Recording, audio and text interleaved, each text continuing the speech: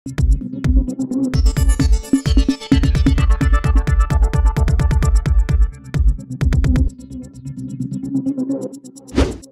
News Maharashtra बातमीचे वास्तववादी विश्लेषण।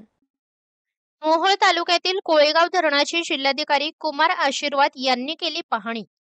मोहोळ तालुक्यातील सीना नदीवरील कोळेगाव धरणातून सुरू असलेल्या पाण्याच्या विसर्गामुळे प्रशासनाकडून सतर्कतेचे आवाहन करण्यात आले आहे।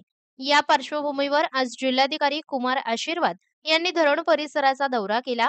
धरणाची पाणी पातळी, वाढता निसर्ग आणि नदीकाठच्या गावांवर होणारा परिणाम याबाबत त्यांनी सविस्तर माहिती घेतली।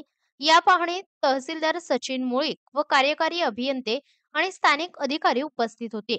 जिल्हाधिकाऱ्यांनी नागरिकांना सावध राहण्याचे आवाहन केले आहे। पावसाच्या प्रमाणानुसार धरणातील विसर्गात बदल होऊ शकतो, त्यामुळे प्रशासनाच्या सूचनांचे पालन करणे आवश्यक आहे। सगळे पाणीच्या खाली आहे। आता आणखीन पाणी वाढेल रात्री, शेतात वगैरे कोणी जाऊ नका। जे काय असेल आमचं माझं घर इथं हे पहिलं झोप आहे। आमचं गेल्यावर घर वाहून गेलं साहेब, आम्हाला फक्त 50,000 भेटलं। आपल्या परिसरातील बातम्या पाहण्यासाठी आजच टुडे न्यूज महाराष्ट्र चॅनलच्या बेल आयकॉनला क्लिक करून सबस्क्राइब करा व नोटिफिकेशन मिळवा।